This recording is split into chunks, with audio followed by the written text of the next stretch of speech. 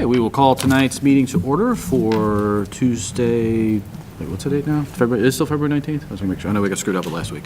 And as we start out every meeting, read the mission statement. Norfolk Public Schools offers a safe, joyful, and challenging learning environment that meets the needs of our diverse students. Through school, family, and community partnerships, we provide an education that inspires lifelong learners and cultivates caring and productive citizens of our ever-changing world. Roll call. Jennifer Wynn. Medora Champagne. Thomas Doyle. Ingrid Alardi. All right. Public comment, I think you guys are all part of something else. Correspondence, none. School committee chair report, I technically have anything. I will add, this is probably under new items, but I think last meeting I'd given information regarding the town manager, and then that subsequently reopened, I think, the next day, if I'm not mistaken. Yeah. So that starts again. The next week, because Ingrid's going to be joining the fund this time. Next week, there's a preliminary meeting. We're going to go through additional resumes we've received, and then I think we have finalized a Saturday meeting. Excuse me. Well, we'll do all the interviewing. So potentially then, we would have a recommendation to the select board by the time our next meeting is scheduled to take place. So basically, everything I told you in the last meeting, just ignore. We're starting the whole thing over. So there you go. And I think we move right on to Ingrid. Great. So tonight we have the board members from the Norfolk Special Education Parents Advisory Council, and they're here to introduce themselves to you and to talk a little bit about some of their upcoming activities. So you have to come to the microphone so that the parents can hear you at home. We might need some additional chairs. I'd just like to take a minute to introduce our wonderful CPAC members. Hi, guys. This is Terry Stickman, and she's the president of our CPAC and Special Education Parent Advisory Council president. And Joanne Milbody is the vice president, and Karen Murphy is the director of communications. Thank you. So hi everyone. We just wanted to start to attend these meetings to get to know what the school committee is doing and also update you on what we're doing. One of our goals as an organization is to promote parent education and resources for parents with children with special needs. And the organization's been active for about 5 years now in town, but it was loosely run, and we're really trying to build up our board and build up our presence in the community, and also really start to ramp up our fundraising efforts as well as workshops. So thank you everyone for having us, and I'll enjoy it. Well, thank you for having us again. I've been actually involved since the CPAC was restarted in about 2014 when my oldest was in preschool. Now that Ty is president and we've been able to kind of do our business and get some additional board members, I think we've had a really great year so far. I'm really excited about the events we have coming up and the things that we've done so far this year. They do have in their packet a list of some of the upcoming events. Well, I know my daughter's favorite is the trunk or treat. That's a huge hit, so thank you. Always a huge hit. So I thought I could just run through the list of upcoming events that we've got going on.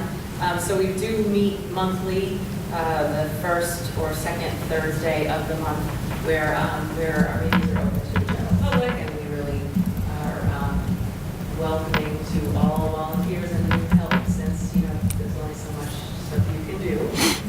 So that's always welcome to everyone. We'd like to do the kid-friendly events. The trunk or treat's the big one that most people in town probably know about in the fall.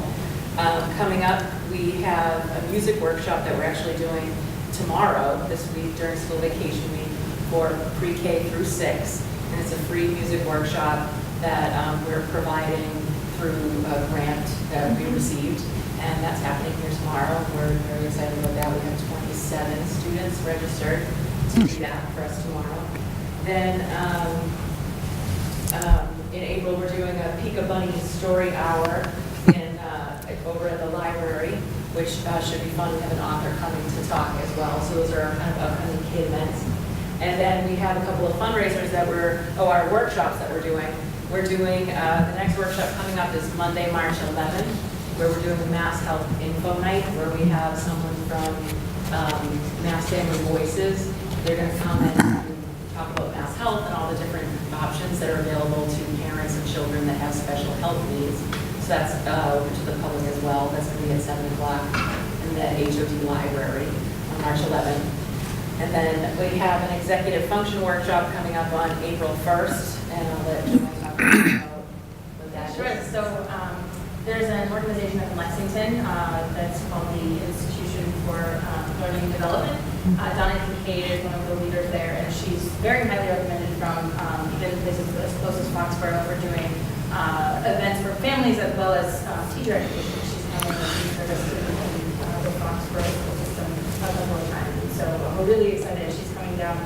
We're hoping to partner with a few other local CPACs and get a good crowd. We're going to have that at the high school auditorium. So we had a really good showing for an event last year at the high school on anxiety. So we're hoping that this one draws us as much of a crowd because we think it's going to be a great presentation. And then we've got two fundraisers coming up that we've got scheduled. We have a Parents' Night Out Paint Night that we're doing over at the British Beer Company in Franklin. Everyone's welcome to come.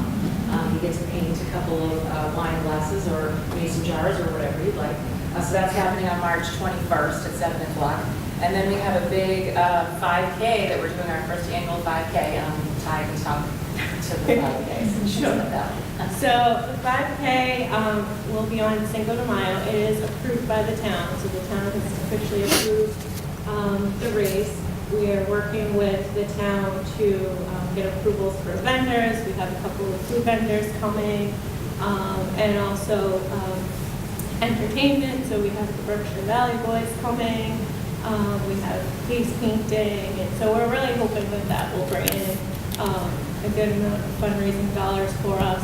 It is open to the public, to all in the community, and so that will be upcoming. We also are doing, again, for the second time this year, our food truck event, which we partnered with the Norfolk Recreation Department on.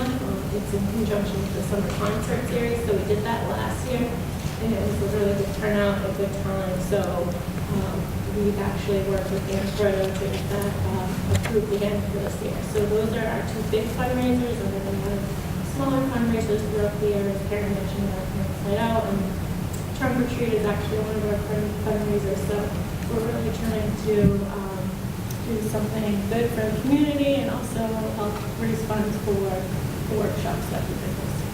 So we have coming up. It's very impressive. Thank you. Thank you. Questions? Thank you very much for all that. That's an Thank you for having impressive litany of events you've got organized. That's very good. And your workshops are open to the public, so if I wanted to go on executive functioning, anybody could go? Okay, great. Absolutely. Everything we do is open to the public. And one of the other things that, to add on to the monthly meetings, we've actually decided to start soliciting some participation from some of the teachers in the district. So it's coming March 14th, we actually have Carolyn Kelly coming to do formal topic to be determined, but something related to anxiety. So it's really more meant to be less of a presentation and more of just a discussion. So we're soliciting her help, and then also we're hoping to do a Preventing the Summer Slide event in May for our I'll come to that one. So I just wanted to, again, less of a presentation, more of a discussion on how to help children, both children with special needs, but also just any child who, wants, or parents who want to keep them kind of going over the summer, just some tips, tricks, and ideas for them to go on. So we're excited for those as well. And I'm a speech pathologist, so if you'd like me to come and do a workshop on social thinking, I'm happy to do that too. So just email me later. I don't know if... No.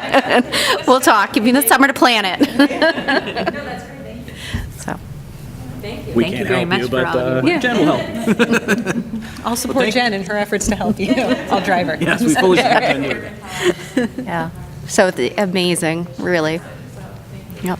Great job. Thank you again. The next item in your packet is just an update for the Bi-County Collaborative. We are members of the BICO Collaborative, and they provide programming and specialized resources for students who we are not able to meet the needs of within the district. And they, as members of the collaborative, they send us quarterly updates on special projects. What they've really been focusing on in the last few months is expanding the professional development offerings they offer for all member districts. So currently we have 17 member districts as part of BICO.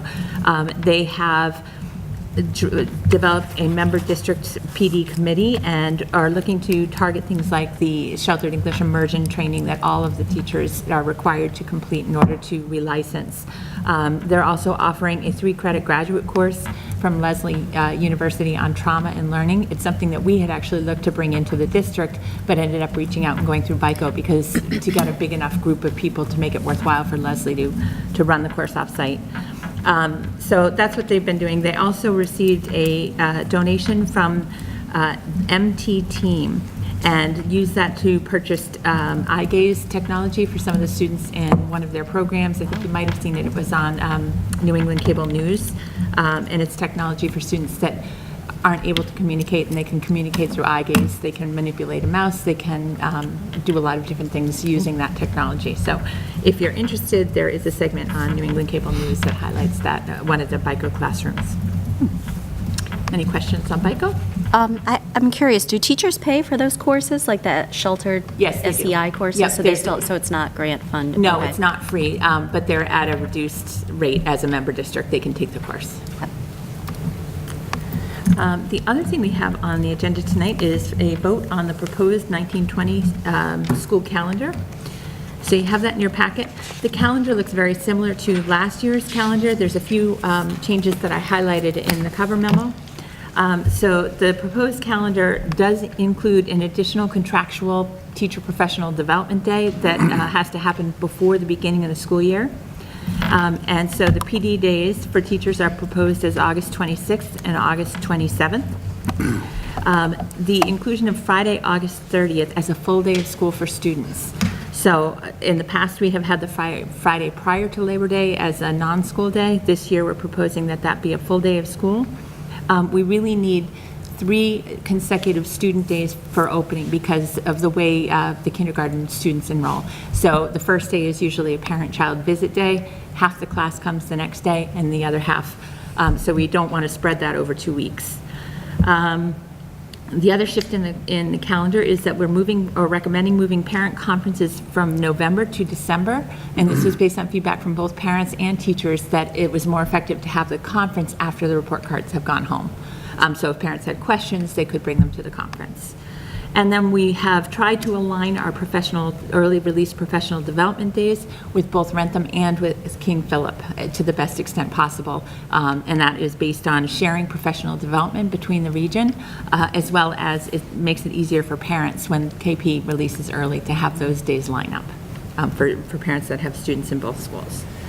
So you have the draft calendar in front of you. Other than that, the remainder of the calendar is consistent with the way it has been in past years. Are there any questions about the calendar? I know last year, well, a couple things. I know last year we ran into some issues with heat in terms of HOD in particular. That was in And- September.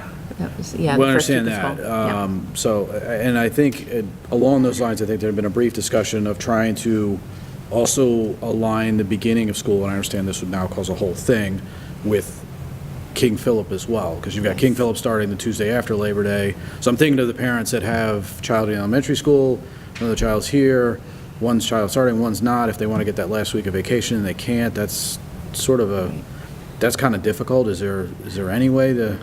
Well, we did look at that in KP. Their post-Labor Day start is part of their collective bargaining agreement. yeah, I They have to understand it's contractual. negotiate, and they've been trying to work on moving forward. The Department of Ed has really encouraged districts to move the start date up prior to Labor Day, and because of the last few years, we've had quite a few snow days in their districts that are running up and applying for special exemptions. So we did look at that. We also talked to the Norfolk Teachers Association about that, and moving the whole start till after Labor Day pushes the end of school back Right, till towards the end. like June 17th. KP is not able to, they were not able to move their start date up this year, so they are planning to start the Tuesday after. That has been a consistent difference between the elementaries and KP. Yeah, it's just unfortunate it has to Yeah. work that way.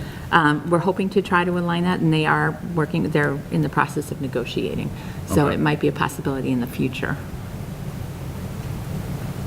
Okay, so then, I guess if they were to work it out, then it would still be the start prior to Labor Day, but at least everyone's on the same calendar I think then that's the going goal. I think forward. everybody's looking to try to move Okay. towards that, but again, they have to negotiate that.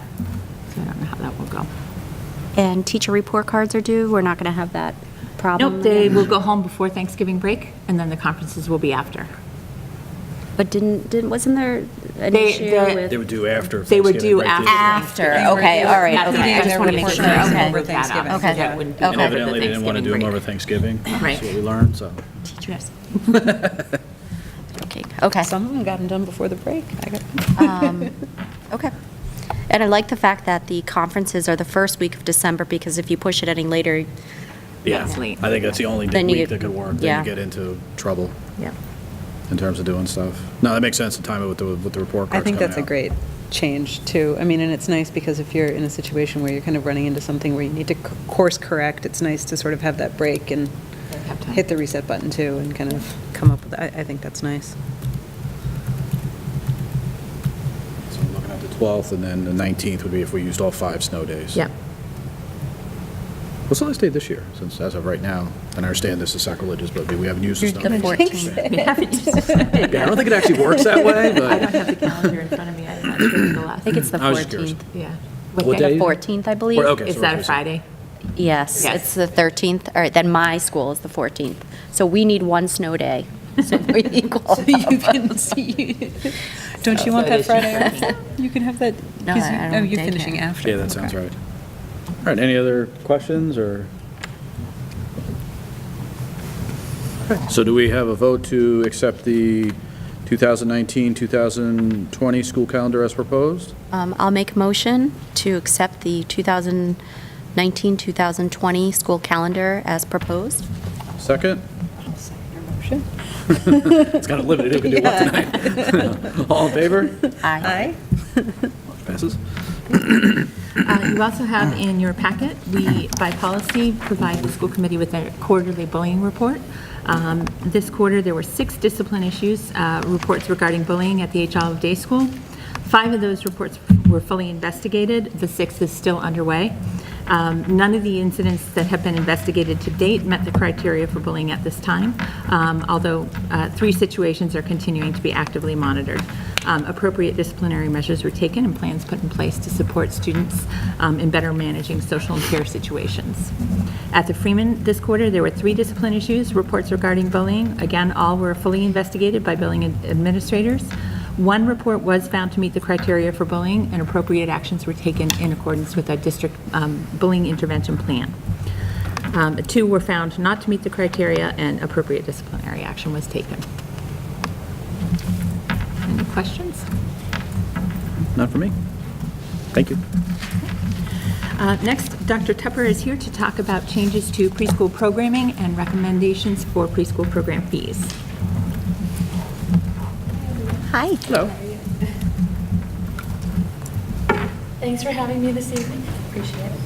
I'm here to talk a little bit about our preschool program and some of the proposed changes that we have recommended for next year. So just to quickly give a quick summary of preschool programming, we offer 2 types of services for our preschool students. We have services for general education students, where some students with special needs are educated together.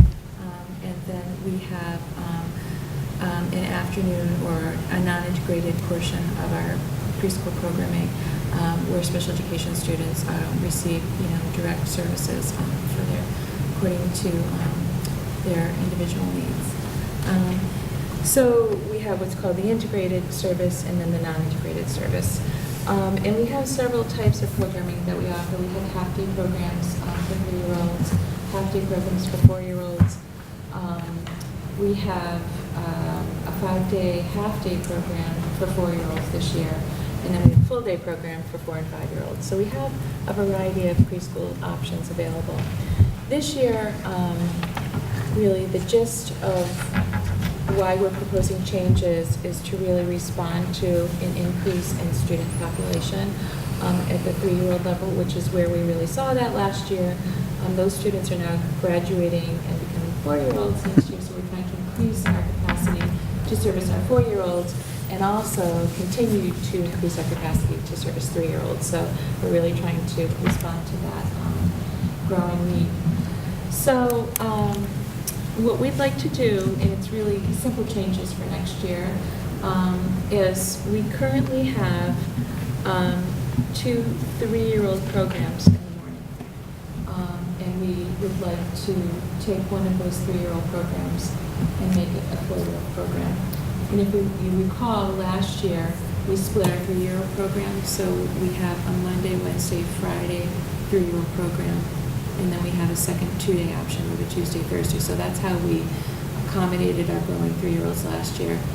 Next year, we will continue that model, and then we'll make our additional half-day 3-year-old morning a 4-year-old morning program. And then we will take our 5-day half-day program and make it multi-age. So where it was strictly educating 4-year-olds this year, we're going to split it and do a 3-4 multi-age program, which we've done in the past. So that really, last year was the first year we just made that a 4-year program. So really, it's just adding that additional half-day 4-year-old program, and changing that to 3 or 4. Does that sound clear? I did a little chart for you guys in the back, so you can see highlighted what the changes are. And if you look at the very top of the chart, we've had a half-day 3-year-old program taught by Julie Gallagher, which will now transition to a 4-year-old program. And that's in order to ensure that we have program space for all our currently enrolled 3-year-olds. And then the only other change would be if you turn the page to Jackie Buckner's 4-year-old program this year, we're proposing that accommodate 3 and 4-year-old subjects of the multi-age program. How many kids would be in that class? Would it be all day? So typically our class sizes range anywhere from 11 to 15 students. So we try to start the year with 11 or 12 and we leave slots open for those students who may qualify for special education services throughout the school year. We're mandated when students turn 3, if we suspect a disability, to evaluate the student to determine whether or not there's a special education. And it would be all day? That's a big age range, 3 and 4. The multi-age So program the is multi-age half. classroom runs from 9 o'clock in the morning until 12 o'clock in the morning. So it's a 3-hour program. And then the afternoon is a non-integrated time. That's where some of our special education students stay for a longer day where they would receive direct explicit instruction. And smaller. Typically that ranges anywhere from 4 to 6 students. Is the policy, I've never had a 3-year-old in the program. Is the Sure. policy, only ever had a 5-year-old. I've never had to move within the, now that I think about it. That if you're in as a 3-year-old, you're guaranteed a slot. So, I mean, there's not a lot of wiggle room to not do it. Is that, Exactly. okay. So, right, next year we project about 38 4-year-olds. We're growing. How Trying we- to accommodate that. Plus finding the space. Exactly, so space is, yes, is exactly. big. And that's one of the reasons last year where we made the, recommendation to split the 3-year-old program to do 2 3-day options. And, we had 2 3-day options and 1 2-day option. But now we're eliminating one of the 3-day options and making that a 4-year-old option. Anna, will you talk a little bit about the tuition? Sure. Yeah, so To that's vote on that. So we calculate the tuition based on $5.77 an hour, and it's multiplied by the number of hours that students are here in school times the number of weeks in the month during the month. And we have a nice little formula where we calculated 4.33 weeks in a month because we have some months with 5 and some with 4. So, yeah, so that's basically, it's an hourly rate. And the tuition, we're not recommending Yes, increasing this year. So We're we're keeping not our tuition. recommending a tuition increase this year, but we did look hard at some of the surrounding areas. Yeah. And we are fairly comparable with our sister districts, Rentham and Plainville.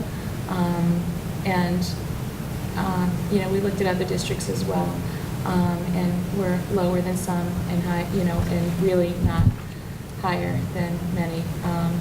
But, so we might, I'd like to, you know, talk with some of the area directors, you know, this coming year, talk about our preschool fees and, you know, explore whether or not we may want to consider an increase for next year. Not much, but maybe a small.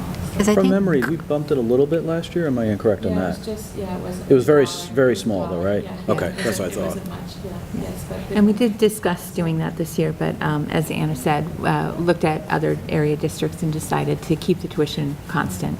You know, our goal is to make the program as accessible to as Right. many families as possible. So we decided to delay that another year and keep the tuition flat. And they have access, just because I had one that went through HOD, Yeah. and then I had another one that did private. And when they attend the HOD preschool, they have access to the gymnasium. They have access to, I believe they get a music teacher too, once, music therapist. And they get gym time. I got And to I'm- go to the library when my son went. And the li- So, Well, there's one preschool classroom that has, our full-day classroom has a little bit more enrichment than the other Right. classes, just because of timing. Yeah. Yes, right, but they do have access to the yeah. gym. I'm just saying that's a bonus, because when you go to a private school, you have to, either you don't get it, or you pay extra for that. Right. So I'm just saying we have a great value, great, so It is. if you did bump it, I guess I would Right. say, well, you get the added Good point. extras Right. that you wouldn't get, so. Yes, good point. So- Just something. Yeah, we do. We have music therapy, we have all kinds of Yep. wonderful enrichment pieces in our preschool program. Yeah, we have phenomenal preschool team. You do? Yeah, with Absolutely. wonderful related service Yep. providers. Yep. Very talented teachers Yep. with lots of experience. So, You do? and I would love for anyone to come see our preschool programming, our programming in general. I've lived through it, it's great. Good, good. Any other questions or anything? So I think next year we might want to think a little bit, you know, about some of the tuition costs and perhaps consider an increase, small, but something. That's interesting. Thank you. Great. Thank you for the update. So we need to vote to approve this preschool fees. It was not listed as an Yeah, action so item for we've got vote, to- so we'll vote at the next meeting when we have a full committee. All right. The last item I have is the preliminary budget proposal for fiscal 2019-20. You have a copy in your packet of the full budget request. I'm just going to highlight some of the changes and talk a little bit about the things that we were considering and planning for this year. At our next school committee meeting in March, we will do the full budget presentation and have a public hearing on the budget. So basically, our budget is, we were asked by the town to prepare a level service budget, and that is what we've done. The proposed budget increase is a total of 4%, or $490,476 over last year's budget. Basically, the request allows the district to maintain level services, and you'll see within the budget proposal that if you turn to page 3, it highlights the changes from budget to budget. Most of the additions this year are really driven by enrollment. So you'll see the biggest changes from FY18 to FY19. We have a cost of $320,000 and change for the contractual obligations for teachers and for step and lane increases.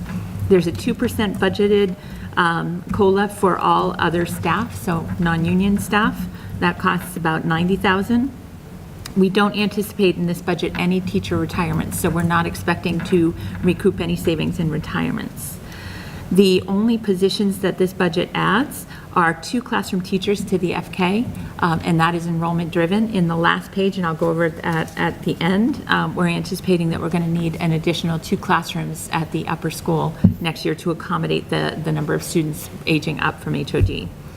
We are also anticipating that we're going to have to add a 7th session of kindergarten. We have 6 sessions this year. We have had 7 before. We've kind of gone up and down with enrollment, but we have 125 students registered for next year and another 12 that are age eligible according to the census. So we're pretty confident we're going to need at least 7 sessions of kindergarten next year. So we'll be adding, we're moving a teacher from 2nd grade down because we're going from 7 to 6 second grades, so we're moving the teacher down, but we have to add a position for a kindergarten assistant to staff that 7th kindergarten. Those are the only 3 new positions in the budget. You'll see that in order to offset some of the additional costs, we've made reductions across most supply accounts. So HOD services and supplies is down by about $2,500, FK services and supplies is down by $1,700, instructional supplies for special ed is down by $2,300. We have an increase in out-of-district tuitions next year, and that's about $37,000. But we expect to recoup savings in special ed transportation of about $27,000. We have reduced the professional development line by $5,000. We had to increase the curriculum adoption line, so that's up by about $4,700. We have a new social studies set of standards, and we need to update social studies curriculum materials as well as some of our science kits. Transportation is up by $12,000. That is the cost of the 3rd year of the contract with Holmes Transportation. Technology support, we have decreased by $6,500. And then heating and fuel, that heating and fuel line is down by $89,000. What we have done, the town expects to be able to support a budget request of 4%. In order to help us close the gap that's really driven by the increased enrollment in the town is going to transition that heating and fuel line to the town budget. We have been working to kind of centralize the maintenance department. We have a shared maintenance director, we have a shared assistant director. Last year we streamlined some of the accounts, and this year we're going to consolidate all the heating and fuel on the town side. It helps generate some savings when you're purchasing for 7 buildings instead of for 2. So there are some efficiencies there as well. So that line is down. So our total budget is, again, coming in at 4%. It is a level service budget with 3 new positions, the 2 new teaching positions and the kindergarten assistant. If you go to the last pages of the budget, you can see I have a chart in there that says class size projections for 2019, and you'll see across kindergarten will be going up by 1 teacher. We anticipate 7 sessions as opposed to the 6 this year. We're anticipating enrollment of 134 students, which will have an average class size of 19.1. Grade 1 will have 7 classes like they do this year.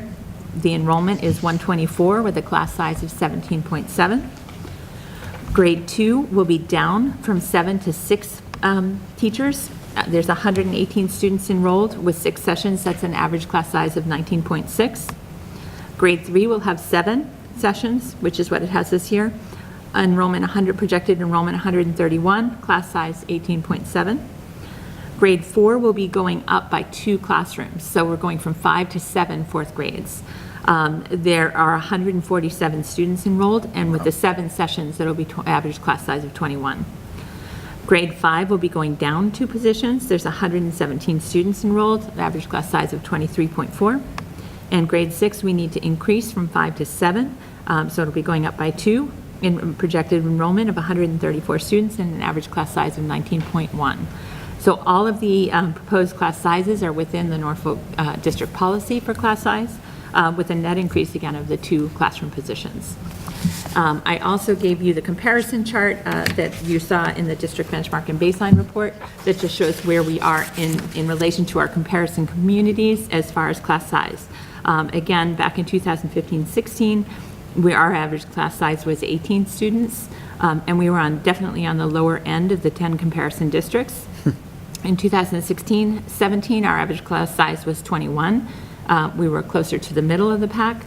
And it's continuing to remain at that level. We're 4th from the top in terms of class size in 17 and 18 with an average class size of 20. So that we're monitoring that. The school committee has a commitment to maintaining a small class size, and that is really what the budget subcommittee worked towards. So there are other things in the budget requests that we were not able to fund.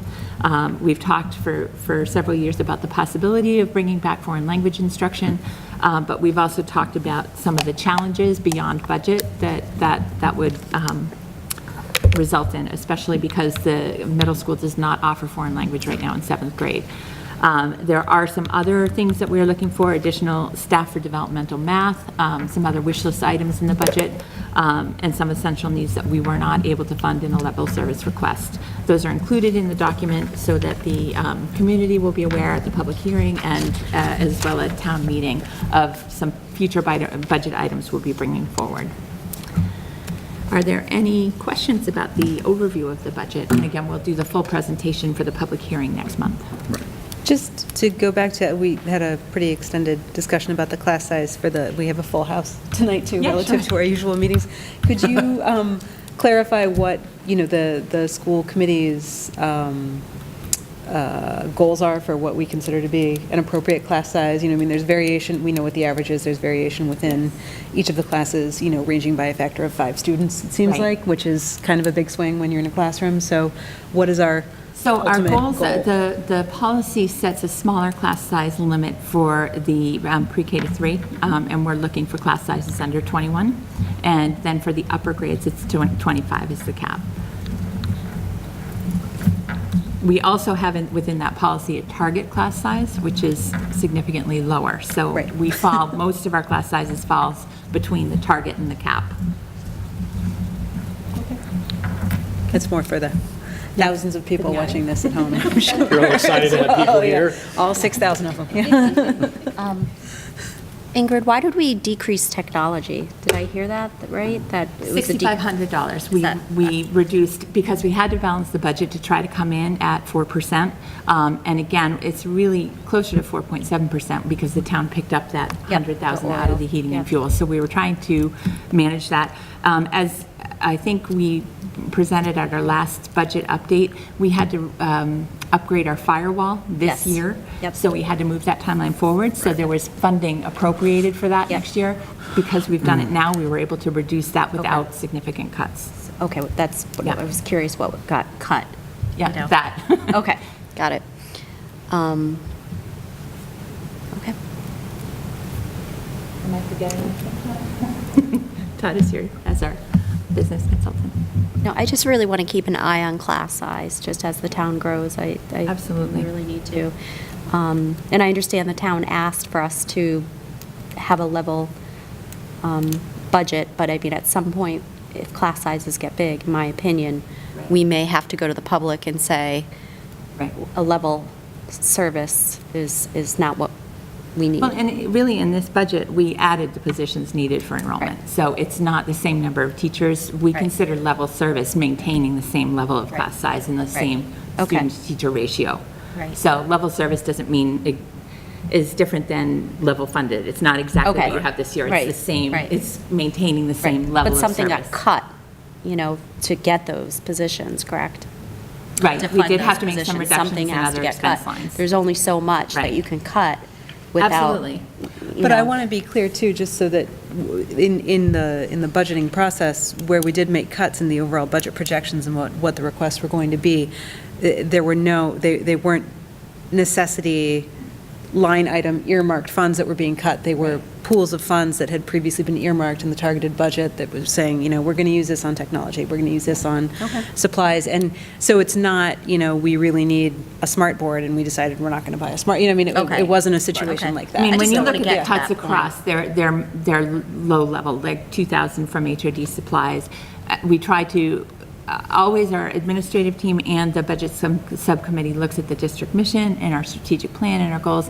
And we have, over the past several years, really made sure that any budget requests were, really looked at what students' needs were first. We protected the instructional core, so classroom teaching positions. And I have to say, the town has really been a great partner. I mean, the last 7 years, we've seen increases of 4%, 4.5% annually, where other districts are seeing 1%, 2%. So they have really gone above and beyond. to try to support the budget and maintain that. So Okay. I think, again, they shared the facilities position last year. They took over some of our sprinkler maintenance and other accounts. So they've really tried to do the best that they can within the revenue. But I would agree, and we've really advocated for level service to make Okay. sure that we have the right staff in front of our students and that we're protecting the curriculum and instruction. Okay. Thank you. And again, this is more of just a comment as opposed to a question, but, and again, for the people who may be watching the video at some point, every year's budget packet that goes out and gets put out before town meeting, Ingrid, and up until this point, I wasn't on the school committee, but everyone who's on your budget subcommittee has been fantastic about including within that information about things that we would really like to do. In a perfect world situation, the budget increase would be 8 to 9%, and there would be no band fees, Right. and we'd have a bunch of developmental math, I mean, like, everyone is very much aware of what we could do to even further expand on the education the kids are getting, and we'd like to get to that point. And the point. town knows too, so it's And not we've for been lack really of trying. careful about making sure, there's a lot of concern about the increased building and what that's going to do. We've been really proactive about working with the advisory board.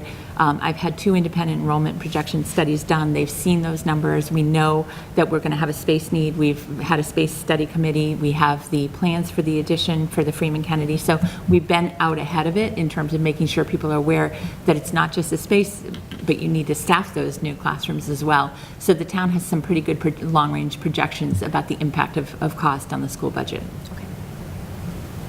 Yeah, to kind of add to all that and play the role of old man historian, when I first got on the school committee, this represents a sea change from where the budgeting process used to be. We didn't have a classroom size policy. It was just haphazard at best. And the level of communication between the towns simply did not exist. So the fact that this is an open process throughout the entire process, and it's not just, and we've kind of touched upon this, it's not just, okay, well, budget's coming up in 2 months, we better start going over some figures. This is an ongoing, throughout the entire year process. So keeping those, that level of communication up makes such a difference. So yeah, like, to your point, Jen, we're going to have some significant challenges as far as maintaining that. I mean, that was one of the first things since the time I've been on here that we focused on, was keeping the classroom size to a reasonable level, because there's 10 million studies out there that show that is the most important thing. And to what you just said, the kids are the starting point for this. So this is never going to get easier. There's always things that we're going to want to add, developmental math, and the examples you just gave, the foreign language and all that. So basically, the end result is fun will never end with this, and it'll continue to get more and more difficult. But we've figured it out every single year. We'll continue to figure it out. And we And I always think look to... the ability that Ingrid had to go to the town and make the argument that them carrying the line item for the heating for the, I mean, it's in everybody's best interest, and having that level of communication is Absolutely. is amazing. And I mean, they've that been was- great it's partners. great. Yeah. On a lot of That things. is fantastic. And it's not to say that they weren't helpful before, it's just that we've changed, the approach has been changed. So it's less of, hey, we're going to need this amount of money, and like, oh, Right. wow, we didn't know that, and now there's a quick scramble, and we've got to figure this out. Now they know in advance, okay, we've got this much in contractual obligations, we've got X coming, we've got Y coming, we've got to do these things. We've done the enrollment studies, so all the stuff's there. So we've done as much groundwork as I think is possible with this. Obviously, we want more money, but so does everyone for everything. But Right. we'll muddle through as best we can. But I think it is sort of a testament to the fact that we have been conservative in terms of our budget approach. Yes, there are things we've certainly wanted. There's any number of things I wish we could add, but we've kind of gone the slow and steady approach, and it is paid dividends in that we've largely gotten to where we want to be. I'm sure there's 10% more Ingrid would love for any number of things, but okay, we'll figure out a way, so we'll get there. And there's an awful lot of positives that happen over the years, and they'll continue to happen, so we'll get there. And we also, when I do the budget presentation next month, we also have been continuously working to look for increased efficiencies in areas that we can save. So there's a lot of things that we've done. We've really decreased the amount of paper we're using. We've saved about $10,000 in copying and paper supplies over the last year. We have been partnering with Rentham and Plainville, and now King Philip, in terms of sharing the costs of professional development, mandated professional development. We're saving about $10,000 annually on that. We have, thanks to Dr. Tupper and the Special Education Department, we've built some really strong in-house programs. We're projecting that we're going to save about $250,000 in tuition next year because of the programs and staffing that we've added. So we look at that too in terms of increased efficiencies to offset some of these costs that are coming down the pike. I'm glad that we're all committed to keeping decent class sizes. Okay. Any other questions on the budget? No, thank you. Okay, that's all I have. All right, well, I guess committee reports will be somewhat brief tonight. Don't have King Philip. Policy, I guess, should we do the third reading? If that's a vote, You have a whichever. quorum, and there was no changes to the meal charge policy for the first two readings. There Okay, haven't been any so we could changes, still so I do think the- you could do the third reading. Okay. All right, so do we have a motion to accept the third reading for policy EFD, which is the meal charge policy? I move to accept the third reading for the policy EFD meal charge policy. Do you have a second? Second. Any further discussion? Okay, all in favor? Aye. Just I went can over update, budget, I guess. The only two other things for the budget subcommittee would be that we are planning to have the public hearing at this March school committee meeting. It'll start at 7 o'clock in the media center. And I also expect that we will receive a date in the next week or so to present the budget request to the town advisory board. That's usually the first week of March. They're a little behind because there's not, they didn't have a town manager. Todd Lindmark's been appointed acting. Right. So they're a little behind in scheduling those. So it might be the second week, but that'll be the next step in our budget process. And in semi-related news, I think you'd sent it out, isn't there a hearing for King Philip coming up? Is it next Monday? King Philip had their budget hearing. Oh, they already did. Okay, I'm They sorry. did. They have a different timeline as a region. They have to do it before the end of January. Okay, I couldn't And remember. I then thought they there had was- something, I thought they had sent something out where there was, something they were doing like either this Monday or next Monday. They have a couple of subcommittees going on. It might be this, one about I the might school be just start remembering the time. wrong thing, so, That's okay. never mind then. All right then. So ignoring me, moving on. All right, so the next thing we have is review and approval of the minutes from our last meeting on January 22nd. So do we have a motion to accept those minutes after everybody's had a chance to look at them? I'll make a motion to accept the Tuesday, January 22nd, 2019 minutes. We have a second?